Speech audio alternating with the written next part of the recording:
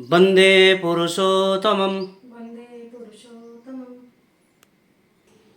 आज हम परम पूज्यपाद श्री श्री आचार्य देव के आशीर्वचन के कियदंश पाठ करेंगे। 343वां सत्संग ऋत्विक सम्मेलन के अधिवेशन में परम पूज्यपाद श्री श्री आचार्य देव के अधिवेशन के कियदंश। कभी एक ऋतिक दादा मुझसे कह रहे थे, अमुक व्यक्ति इस बार चुनाव में खड़े हो रहे हैं। वे सत्संग की किसी सभा में अपने बारे में कुछ कहना चाहते थे। हमने किसी तरह उनके प्रस्ताव को टाल दिया। मैंने कहा, अगर मैं होता तो कभी टालता नहीं, सीधे और स्पष्ट शब्दों में उसे खारिज कर देता। यहाँ कुछ राजनीतिक नेता आए थे। उन्होंने प्रस्ताव रखा, देवघर में तो पानी की बहुत समस्या है। आप अगर शहर के कुछ स्थानों पर पानी की आपूर्ति कर दें। मैंने सीधे कहा, मैं एक बूंद भी पानी नहीं दूंगा, क्योंकि इस पूरे आश्रम में साल भर लाखों लोग ठाकुर के पास आते हैं और हम बिना किसी सरकारी सहायता के स्वयं ही उसके लिए पानी का व्यवस्था करते हैं। मैं यहाँ से पानी नहीं दूंगा, लेकिन आप लोग शहर के लिए पानी का संचय कैसे कर सकते हैं, उसका उपाय मैं बता सकता हूँ।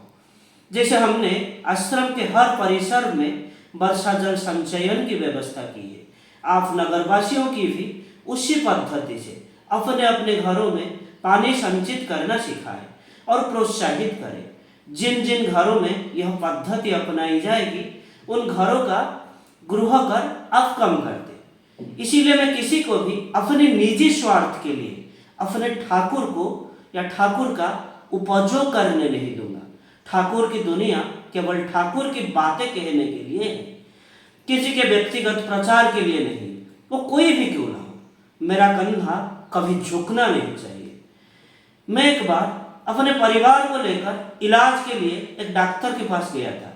वे दीक्षित नहीं है, लेकिन वे मुझे बहुत पहले से जानते हैं। जब मैं डॉक्टर को दक्षिणा देने लगा तो उन्होंने किसी भी तरह से लेने से मना कर दिया। लेकिन वही मुझे यह प्रस्ताव दे रहे हैं, वो एक अस्पताल बनाना चाहते हैं और अगर सत्संग उसमें निवेश करें। मैंने स्पष्ट रूप से कह दिया, मैं आपको अपने उपचार का पारिश्रमिक दे सकता हूँ, उसे लेना या ना लेना वो आपकी इच्छा है, लेकिन किसी के व्यवसाय में निवेश करना ये सत्संग का काम नहीं है। इसीलिए कोई मेरे प्रति उदारता दिखा रहा है और इस वजह से मैं भी उसके सामने अपने कमर तोड़कर झुक जाऊं, ऐसा नहीं हो सकता।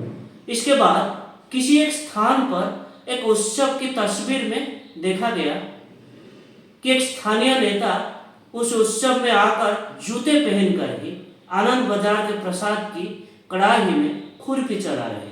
मैंने उस उत्सव के अधिकारियों को कड़ी भर्त्सना की। उस नेता के साथ ठाकुर के कर्मियों का ऐसा कौन सा स्वार्थ जुड़ा है कि उन्होंने इस प्रकार की धृष्टता को सहन कर लिया। यह कमजोरी आती कहाँ से? जब ठाकुर गौण हो जाते हैं, जब लोगों का झुकाव उनमें तल्लीन रहने के बजाय अपने स्वार्थ में लगा रहता है, तब वह कमजोरी तो होगा ही। तो आज के लिए इतना ही। वंदे पुरुषोत्तमम्। वंदे पुरुषोत्तमम्। जय।